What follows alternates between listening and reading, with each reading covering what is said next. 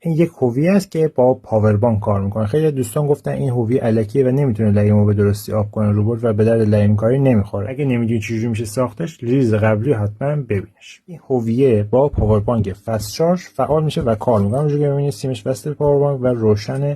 اینم سیمشه که همونجوری که میبینید متصل به پاور بانک. من این برد باش لیم کاری کردم، تو ویدیو قبلی ریلزش هست، میتونید نگاه کنید که میبینید همونجور برد لیمای زیاد جالبی نداره و لیماش انگار قلمردگی داره. بریم یه برد خوشگل و تمیز رو لیم کاری کنیم. این برد رو جلو میریم.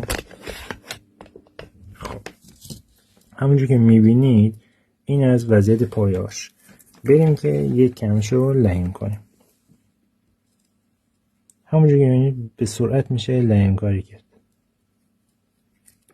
این یه برد دیگه که همونجور که میبینید پایه‌هاش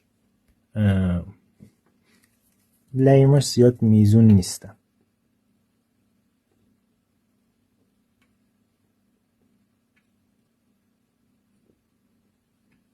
ببین چقدر قشنگ و تمیز داریم. این لیمای خود برده.